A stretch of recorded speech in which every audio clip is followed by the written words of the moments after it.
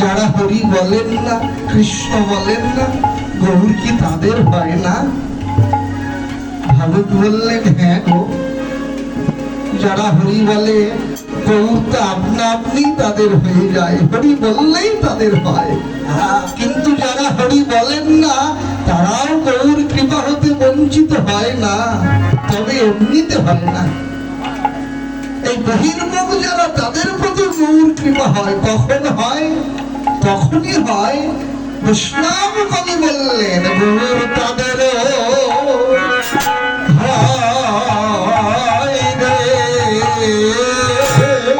গৌর তাদের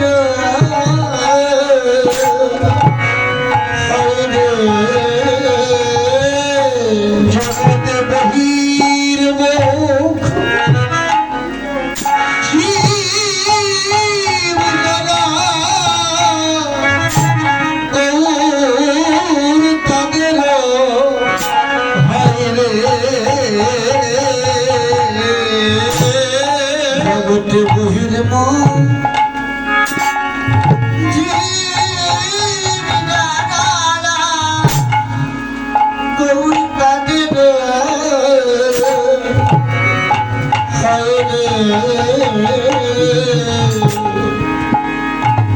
যাদের কৃষ্ণ বলে প্রাণ কাঁদে না, গৌর তাদের হয় রে।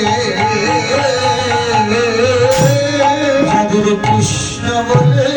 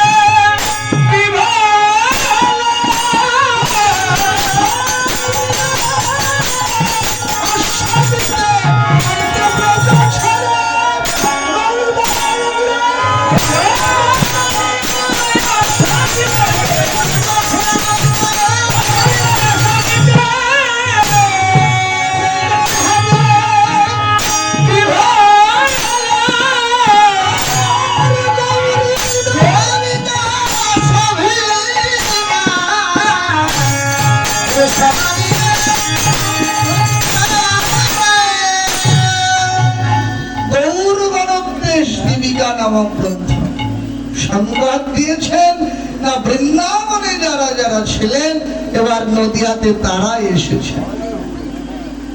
ব্রজের যারা পরিকর এবার নদিয়াতে তারাই গৌরের পরিকর। শুধু পরিবার নিয়ে আসেননি, বহু সুন্দর। পরিবার আর পরিকরের মধ্যে পার্থক্য না, পরিবারের মধ্যে শুধু মা বাবা ভাই বোন দাদু দিদা এনারাই থাকবেন, কিন্তু পরিকর হলো পরিবারের সকলেই তো থাকবেনই, তার সঙ্গে বন্ধু বান্ধব আপনজন প্রিয়জন যারা আছেন সবাইকে নিয়ে হলো পরিকর। এইবার ব্রজের যারা পরিকর ছিলেন নদিয়াতে তারাই গৌরের পরিকর হয়ে এসেছে। আপনারা জানেন গৌর গণোদ্দেশ দীপিকা নামক গ্রন্থ বললেন, বৃন্দাবনে যিনি ব্রজেন্দ্র নন্দন শ্রীকৃষ্ণ, নদিয়াতে তিনি শচীনন্দন গৌর সুন্দর। ব্রজের যিনি দাদা বলরাম, নদিয়াতে তিনি নিত্যানন্দ প্রভু। ব্রজের যিনি সুবল শাখা, নদিয়াতে তিনি গৌরীদাস পণ্ডিত। ব্রজের যিনি শ্রীরাম, নদিয়াতে তিনি অভিরাম ঠাকুর। ব্রজের যিনি সুদাম, নদিয়াতে তিনি সুন্দরানন্দ। ওরাই তো সব। তাই গৌর যখন কৃষ্ণ ভাবে বিভোর হয়েছেন, নিত্যানন্দ বলরামের ভাবে বিভোর হয়ে গৌরের সঙ্গে মিলিত হলেন। গৌরীদাস পণ্ডিত সুবলের ভাবে বিভোর হলেন, অভিরাম ঠাকুর শ্রীদামের ভাবে বিভোর হলেন, সুন্দরানন্দ সুদামের ভাবে বিভোর হয়েছে।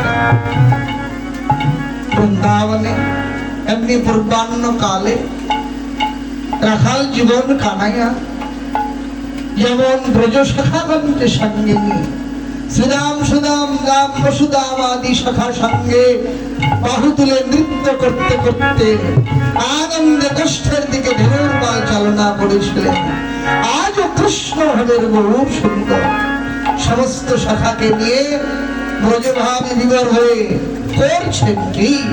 আজ বাহু তুলি গোরাছাড় মনে হরি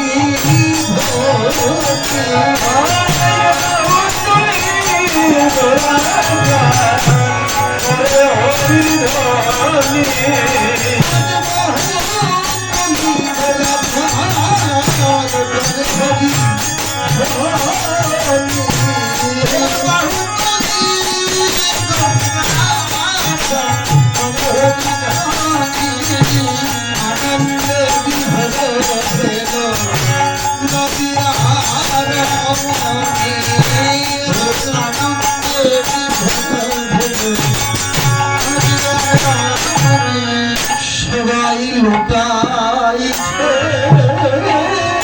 সবাই লুটাইছে, সবাই লুটাইছে, লুটাইছে গলে বস্ত্র দিয়ে সবাই